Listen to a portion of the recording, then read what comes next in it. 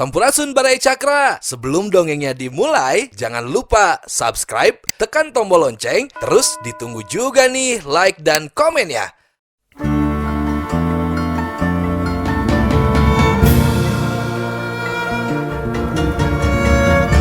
Baraya Cakra, parantos waktosna 80,5 FM Radio Cakra, midangkeun dongeng Sunda Dora-Dori.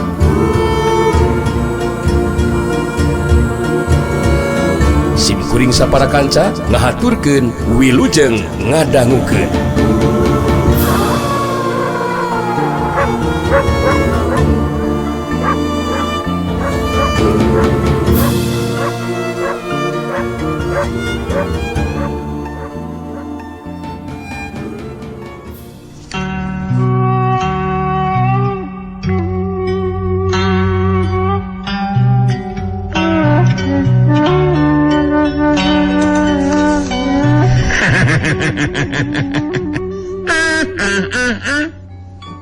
Amoy, ya mudah-mudahan we pas pihak musuh datang si Hawu kabur mulang ka dia. Ari pangasadu moal ya. Atuh mun acan kene aya mulang, ya cecep we silang bole mah. Kudu dibinasakeun, suwalek kita. Dibinasakeun ku pangasadu mulia. Sabab eta budak teh moal boleh jadi gangguan ke pihak urang kitu bagasa. Amoy, sekaligus ngabuktikeun kabalisan urang jeung pihak musuh. Yen bangsa mulia teh bener-bener rajana jawara tanpa tandingan kitu bangsa. Taya anu mampu ngimbangan kana kakuatan ilmu bangsa mulia gitu. Bener kitu baraka euy. Ayeuna tugas maneh Hilintin. Tugas kumaha kieu kitu Kakang Warangkas? Bejaan 2 urang anggota Warangkas Jaya euy. Anu ngajaga kamarna si Non Alina. Ulah tepikeun ka balanga sabab di mana geus musuh datang mah kayaan teh bisa dipastikeun bakal paciweuh lantaran tarung campuh tarung tawuran.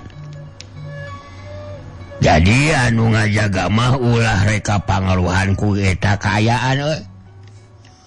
Manehna kudu yakin pikeun urang bakal aya dina kaunggulan. Belaka. Kitu tah manintin. Kumaha ka hati? Mohon kahartos atuh Kakang Warangkas kahartos iya itu teh. Ku abi ente bakal diwatosan ka urang anggota Warangkas Jaya anu ngajaga ka mana Non Alina. Mohon da abdi ge bakal telas merhatikeun anu ngajaga. Kayak ari Tuan Willem ka mana bae teu katinggal geuningan Ki Baraka? Amoy. Si Tuan mah ini jeung si Kinkin. Memang geus nyarita ka Bakal Mulia ge. Moarek milu tarung kitu teh sabab geus boga kayakinan pihak urang teh bakal aya dina kaunggulan. Amoy. Si Tuan jeung si Kinkin teh memang suka pada suka sigana mah. Anu mata ka mana-mana teh boleh babarengan eta teh. Together. Apaan gitu Pangasar Mulianya?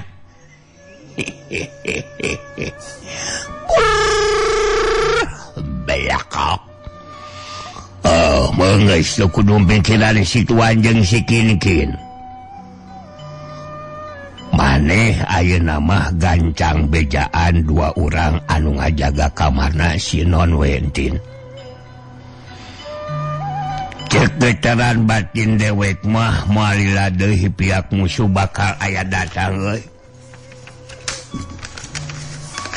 Manintin harita geus taloba deui carita, terus ini tinggalkeun tepas. Sedengkeun Ki Warangkas geus teu ngeunah cicing sigana teh. Hayang gerah ningali kadatangan musuh anu rek ngagempur. Sedengkeun jelema sejen di salah sahiji imah. Anu ngahaja dikosongkeun ku anu bogana harita di jero imah teh Nyai Kintamani jeung Tuan Willem sangeusna jajab kasuka harita tos cacarita. Tuan Willem anu geus kapincut hatena ku Nyai Kintamani ngarasa suka, ngarasa sugema sabab Nyai Kintamani bisa nyugemakeun dina satiap ngalayanan hasrat birahina. Kitu teh mah da puguh geus loba pangalaman kalalaki eta Nyai Kintamani mah. Dariuk dina amparan sama harita Tuan Willem anu keur cumarita. Oh, Ken, sayangku. I love you, Cuker. I love you, sungguh ek merasa senang and bahagia. Thank you very much. Karena kita selalu bisa bersama, Ken begitu mahir dalam melayani ek. Wow, harus ek akui. Di antara kita berdua sudah semakin kuat hubungan di antara kita berdua. Jadi Ken sayangku, jangan coba hianati Iknai. Tidak mau dihianati sayang. Ken tidak mungkin akan mengkhianati Tuan. Sejak kita bertemu di dalam hati Kin sudah tercatat nama Tuan. Malah Kin jadi berharapan ketika nanti Tuan kembali ke Batavia bisa memboyong Kin ya untuk selanjutnya dijadikan istri Tuan dan kita bisa menetap di Batavia Tuan. Wow. Oh, harapan itu akan menjadi kenyataan, sayangku. Dan ketika Aing sudah berhasil menjalankan misi, tugas, kedudukan Aing akan naik. Dan kemudian untuk mewakili urusan dengan Ki Warangkas, Aing bisa tugaskan anak buah kita orang. Kita berdua akan meraih kebahagiaan bersama-sama di Batavia. Akan tetapi Ek masih memikirkan Alina, anak kita. Begitu Kin sayangku. Tuan Willem harita masih kena mikirkan non Alina anu jadi anak kena. Nyai Kintamani nanti bari imut nyepengan dengan Tuan Willem bari nyarita. Tuan tidak usah khawatir dengan keadaan non Alina Tuan. Sebab putri Tuan tidak mungkin akan bisa meloloskan diri. Ada 2 orang anggota Walisan Warakajaya yang menjaga kamarnya. Yang jelas setelah pertarungan dimenangkan pihak kita Tuan, maka segera kita juga akan datang melihat keadaan putri Tuan. Tapi apa sayangku? Jangan sungkan-sungkan dan ragu-ragu. Cepat katakan. Apa yang ingin sayangku sampaikan, Sejak padang tentu ik akan selalu mendengarkan. Tapi begini Tuan ya. Nanti demi ketenangan kita berdua, Tuan harus beri pengertian kepada Alina putri Tuan, ya, bahwa Tuan telah memiliki Kin untuk dijadikan pendamping hidup, ya, agar supaya ya kebersamaan kita terus berlanjut selamanya gitu Tuan. Bagus. Aku tentu saja mengerti, dan akan aku jelaskan kepada anak kita. Aku pikir Alina akan menerima kenyataan, menerima Kin sayangku, untuk menjadi ibu sambungnya. Tenang saja ya. Semuanya akan beres pada waktunya sayangku. Thank you, terima kasih matur nuwun hatur nuwun pisan Tuan. Terima kasih kalau begitu mah. Sesuai kesepakatan kita Tuan. Lebih baik sekarang kita nikmati kebersamaan ini ya. Kita tidak perlu terlibat pertarungan.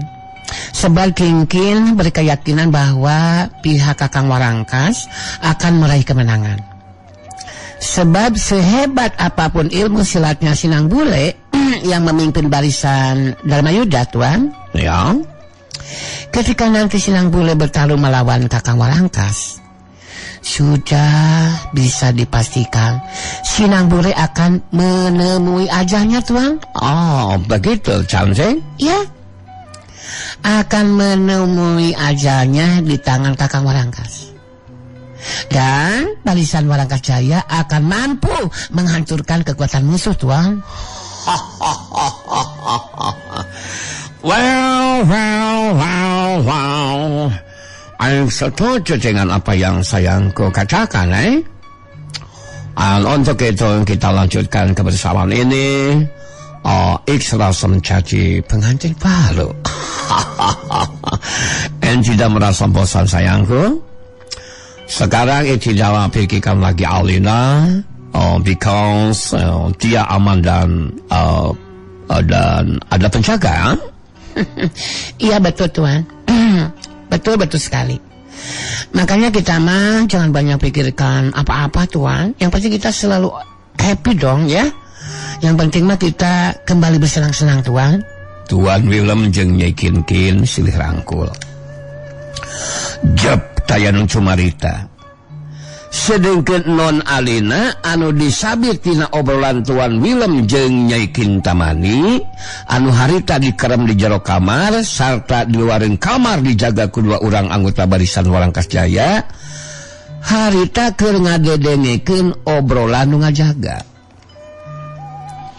Dua urang anu ngajaga teh dariuk dina kursi hoe di hareupeun kamar non Alina anu nutupan tona. Salah seorang anu ngajaga ngaranna teh tutang tah. Harita ngareret ka baturna anu ngaran Kondi baritus nyarita. Aya untungna urang mah euy. Kabagian ngajaga non Alina Kondi euy. Takodo milu tarung campuh dina mangsa musuh datang euy. Nyada kangalanan tarung bisa we apaan orang anu jadi korban benar teu? Aduh, nah, dan gitu tante. Tapi ani ekmenya mah jumlah nggak nguat dan barisan Warangkas. Nah ngomong tong gitu-gitu. Wah, anjing. Apaan aing mah kieu ngomongna goblok awas deui amal we. Heuh nya heuh. Hampura dang aing. Yang menyak mah ya anjing gak ganggu ya ngeuleuh aing deh. Asal teruskan. Yang menyak mah babal sia. Jumlah gak kuat dan barisan Warangkas Jaya nih lebih loba dibanding musuh. Jadi hayang mati kono cek dewek mah euy eta barisan Dharma Yuda nih. Datang ngagemur ka dieu teh tang euy. Malah cenah eta barisan Dharma Yuda musuh urang deh. Jalakna geus beuki deukeut ka baguloh lidang jagat tang. Aduh amoy. Anyakeun lah masalah kadatangan musuh anu rek kagempur mah. Teu kudu dipikirkeun ku urang. Anu dipikirkeun ku dewek mah ngabayangkeun si non anu dikerem di jero. Ngagoler sorangan eueuh nu maturan tang euy. Mangkali si non teh anu jabati geulis teh pangawakana oge sampulur. Talus telang sok maning kaimpikeun ku dewek mah. Koni euy. Ingat benar sarua dewek teh. Sok minang apa yang eta. Mun sakalian hayang mandi masuk di kamar urang duaan. Heeh. Hayah. Aduh. Dewek mah ayo enggak mamikiran. Mau dibeli sekali, kesempatan mandi jeung manehna baduduaan. Hinggalah juga jeung bagja, tang euy. selain tali teuing ngalamun koni ari dewek mah lain ngalamun tapi kungsi ngimpi non alina teh ngajakan jalan-jalan ka taman. Pas tapi ka taman nya aya orang ngaleor eta mah non alina ngagabrug terus ngarangkul ka dewek atuh ku dewek langsung we digalentoran barang lilir deh anjir dewek kalakah ngagalentoran sama koni aduh aneh hilangekeun baba ari dewek mah sok bunga pamikeun deh non alina nuhun hatna Delut minta di baturan sare udewek tang dengikeun heula dua mah sada jong ai mah saku dengikeun aing nya sok-sok atau sok-sok geus mah diinggekeun deui da ku dewek mah ditambul geus moal disamaraan bisa sare maneng jeung non alina mah tang aduh si koni eta mun heueuh ge non alina ridho nya pasina ge milih dewek anu maturan sarena. Naon sababna? Sabab dewek geus leuwih pangalaman urusan awewe mah. Geus nyaho lebah mana titik kelemahan awewe koni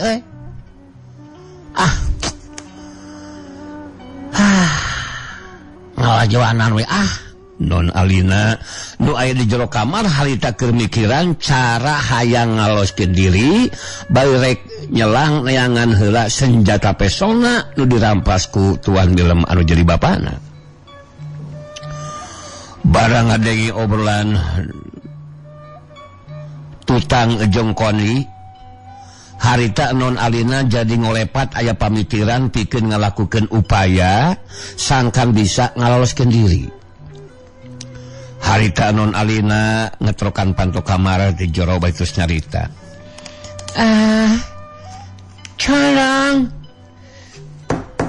Tolong Iqmal ke kamar mandi. Buka pintunya. Open the door. Anu ngajaga? Iko yang kacai. Hado jam. En hayong mandi. Help me open the door. Buka pintunya. Tutang jeung koni turinghat. Harita duanana silih teuteub siga anu baringungeun. Aduh. Etna ngutang. Aduh. Etna gegerok da ka urang intunya. Aya dene.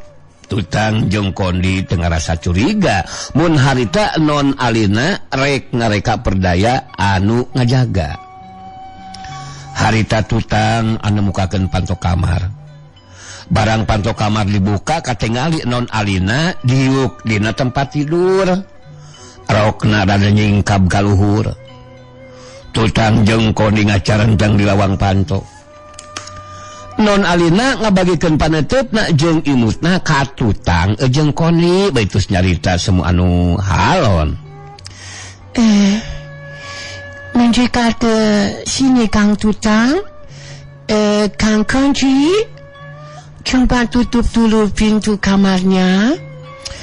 Mau bicara terus terang kepada laki-laki gagah dan tampan.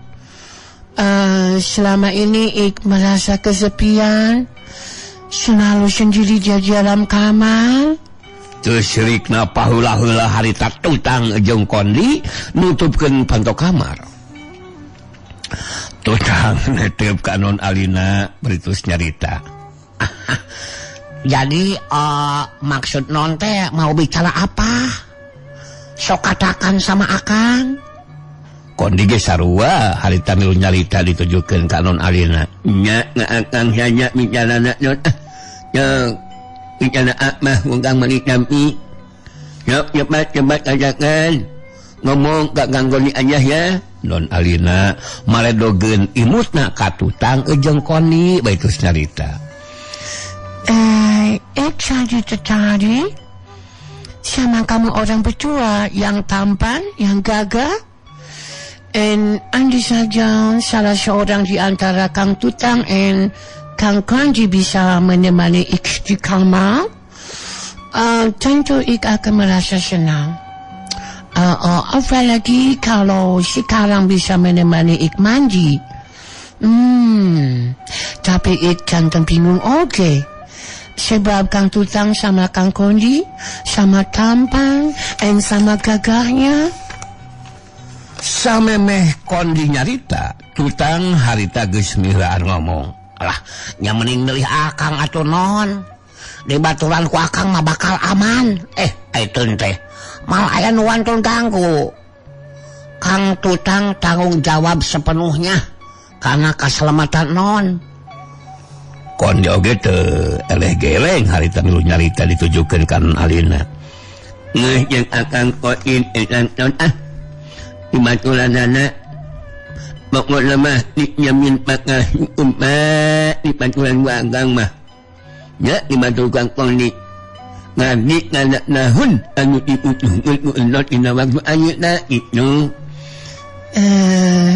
Memang Ik merasa kesepian dan butuh laki-laki yang menemani, pelukan hangat, cumbu rayu akan bisa mengobati rasa kesepian. Kang Tutang mungkin akan lebih cocok yang menemani Ik. Tutang jeung Kodin teu sadar mun harita non Alina keur ngalakukeun siasat ngadu dombakeun eta dua urang anu ngajaga. Kodin murareng ka Tutang bari terus nyarita deui. Tong laek ka Tutang. Tong omat non dina pundukna galoba hapur. Palangkakana oge budug. Ulek sare pasna oge kalah ka ket anak punduk palangkakan oge encan pas tongna hapur wungkul oge nong tot bujur pening jeung Kang Kodin hayu rek ka kamar marimah dibaturun ku Kang Kodin nya. Tutang harita mun jeli ka Kodin baitus nyarita selain mantong nyaritakeun masalah hapur dina punduk jeung budug sakodin goblok kawasain jeung pren wae teh. Mun si non geus milih dewek si lain kudu narima karena kenyataan sia teh lain ngagugureng batur. Mending keneh dewek saukur hapur dina punduk sia teh si lain mah kutil. Gede sagede tak-takan sawak-awak sia goblok. Kodin jadi beuki panas hatena mahna teu mikeun mun non Alina teu pikeun ka milih Tutang. Harita Kodin langsung nyarita deui bari nahan ka amatna. Ilaing mapa ngobrol ya banyak ngomong ka mana karab sia ang aing mah terus anang teman tinggal teman anjing alah nguma oge non Alina kudu dewek di baturanana mapa dengan Kang Kodi saja ya nonnya dijamin pokokna mah aman jeung Kang Nodit mah. Bagaimana ini malah jadi seperti ini? Ik pikir Kang Tutang lebih hebat ilmu silatnya dan lebih jago dari Kang Kodin. Kodin gancang nyarita deui ka non Alina. Nah, salah nyarita itu. Inat masalah membuat itu inat nah. Telah Kodin anu leuwih jago. Nang malonin Tutang lalu ngalawanan ikmaranggas oge akang mah hilang palieun non. Tutang muraleng ka Kodin sikapna jadi huras dina waktu nyaritana. Selain ngontong nyata ka mana karab sakodin goblok. Gagabah selain ngomong teh. Nganggap enteng ka dewek sakurang ajar. Si goblok hutang geus hutang teu bayar kain.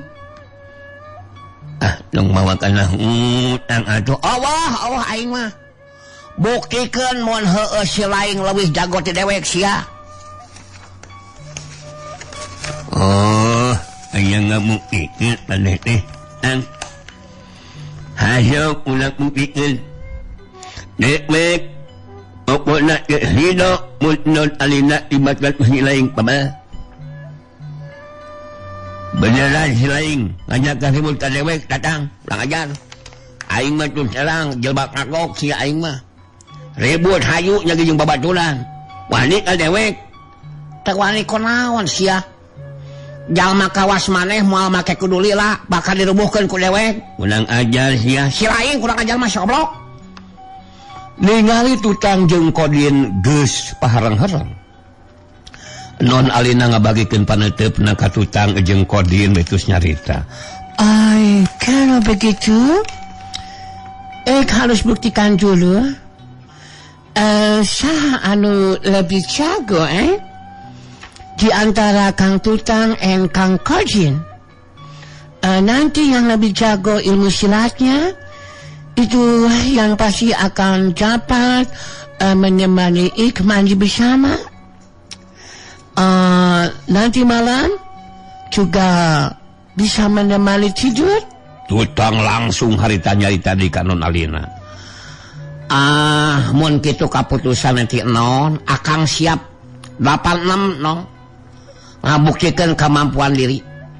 Kalah kumaha oge akang anu bakal menang. Si Kodin mah eueuh pangabagug, eueuh nanaonan. Si nongtot bujur eta sia, si goblok eta. Kodin hayap dadana langsung nyarita deui. Ilaing mondong nganggap enteng ka dewek sia babel. Ulang ajar sia. Sakeunah na wae janya blok nya nya goblok. Awak ini tu nak emik mangga ngunuk eleh. Mangga kawas lain sia. Hasok ikitil sia injen jatena goblok. Di buruan mah bisi aya anu anyawankeun. Si lain nyaan nang tang ka dewek, hayu dipipiri sia Kodin. Kurang ajar sia. Tutang jeung Kodin teu sadar mun harita geus diadu dombakeun ku non alina. Harita teh luanan haji terus maluru ka pipir imah. Di pipir teh lahana kawilang laga oge. Geus kitu we diparangkeunana. Harita maningkin mah teu nyahoeun kana lumangsungna eta kajadian.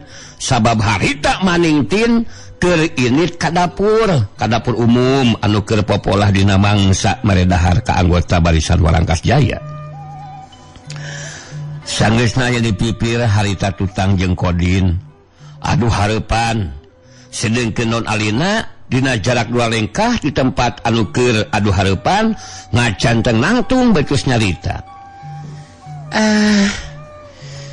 Sekarang akan saksikan ningali acara langsung siapa yang lebih hebat ilmu silatnya. Dan untuk itu Kang Tutang juga Kang Kodin harus buktikan ya kemampuan masing-masing. Dan yang lebih unggul itu yang berhak menemani ik tidur, yang berhak untuk menemani ik mandi, ya. Geus nyarita kitu non alina harita mundur sababaraha lengkah ka tukang. Cicing di tempat anu rada anggang.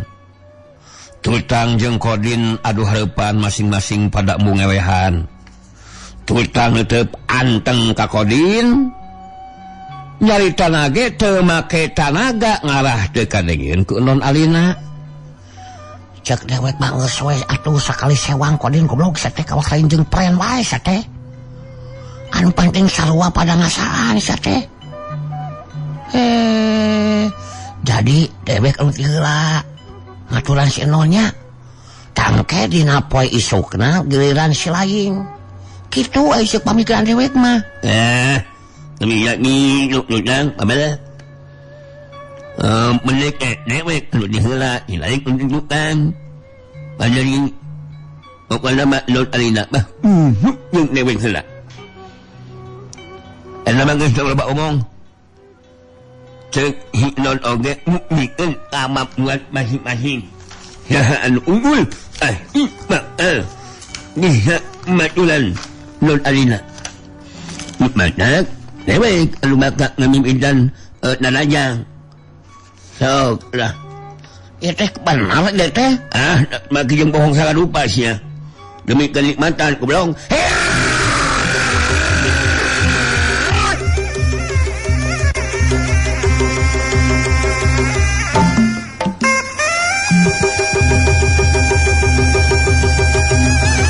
Sapulugut kodin majuna raja tapi tidak gunakan pakarang. Tutang ibangan panarajang lawan. Ningali tutang jeung kodin geus ijen jajaten harita non alina ngelenep keluar ti pipir make jalan tukang. Sabab mun ngaliwat ka hareup mah bisa bisi aya anu ningalieun. Harita non alina kekelenepan bari cingceung merhatikeun kayaan bisi aya nangenan.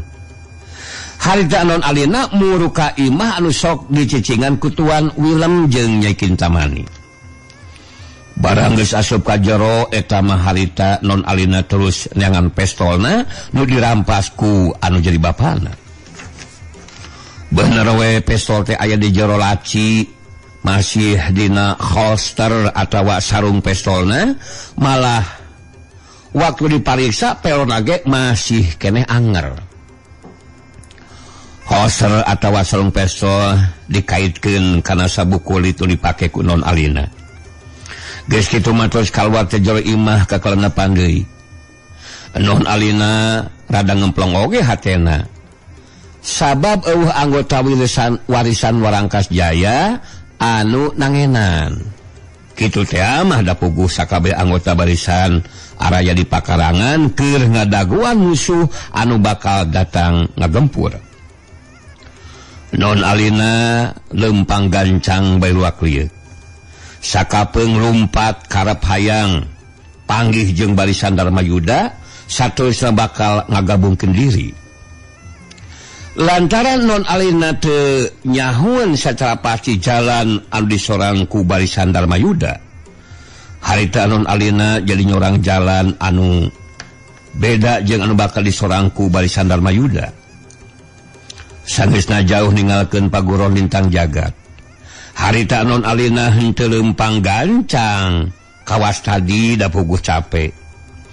Keur jonjon lempang harita non alina jadi ngarana gelengkahna waktu aya cirim anu ngacelat saterusna mancung dina tangtunganana di hareupeun non alina. Jelat cilung salegedeg. Barang geus sidi ka jalma anu anyar datang harita non alina jadi kageteun. Sabab jalma anu anyar datang nangtung di hareupeunna teh tetela Ki Jenggala si Jamparing Gaib. Oh, kamu. Mereka mana ya? Justru kamu. Jenggala, kenapa ada di sini? Kenapa menghadang seperti ini, ha? Ki Jenggala si Jamparing Gaib. Bari ulungah elenge hajatus nyarita. Kudu kaget atuh non alina. Dewe kesila teu merhatikeun kana gerak-gerik non alina. Kitu na teh lantaran dewe keselila neun perhatian ka non. Ya anjing. Anu geus anu gelis samalah geus lila dewe tidak perasaan. Karep hayang ya ngarasaan boga pamajikan ka non Walanda. Jadi sekarang ayeuna mah ya mending kabur babarengan we lah. Urang balik ka lemur dewek terus non dijadikan pamajikan ku si Kakang Jenggala.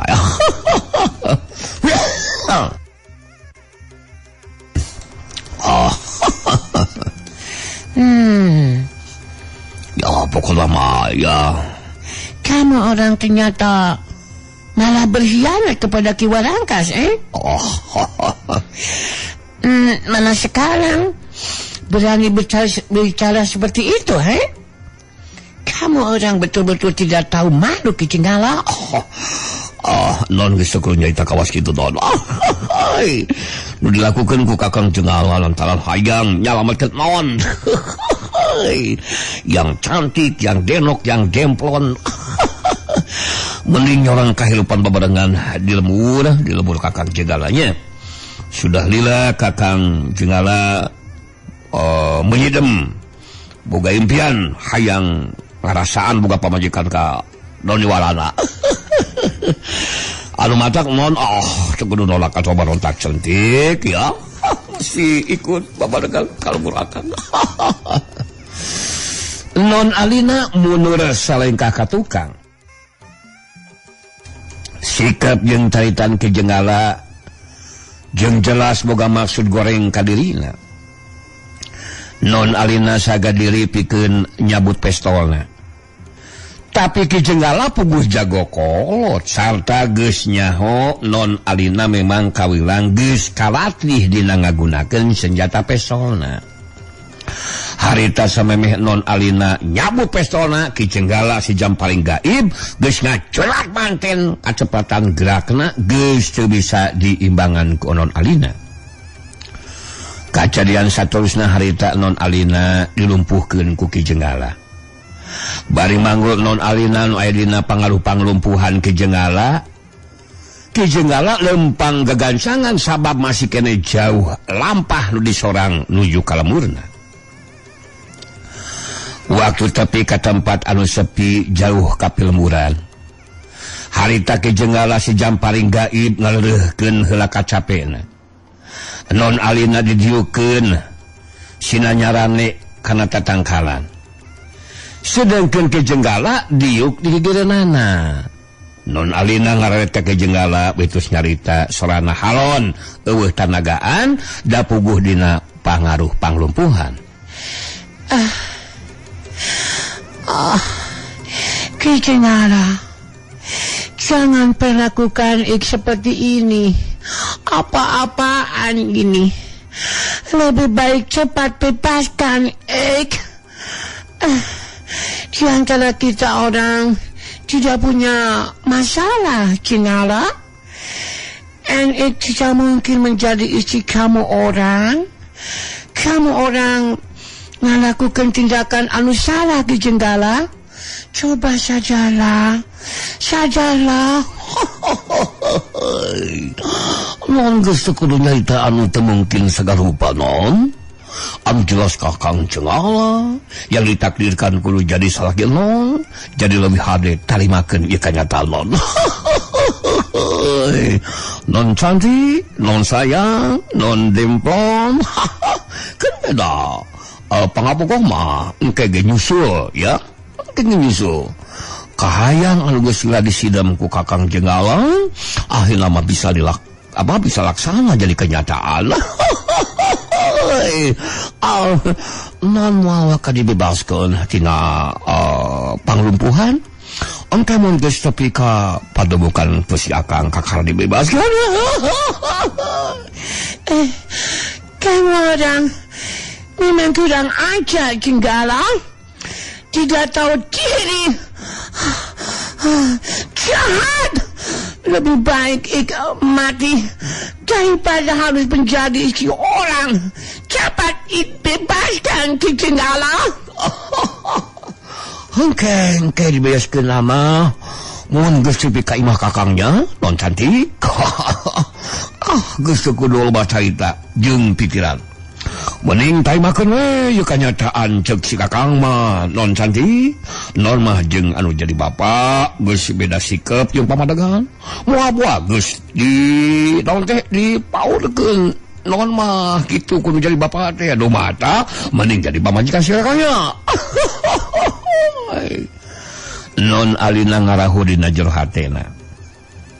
Karep hayang panggih jeung rombongan barisan Dharma Yuda terus gampangkeun diri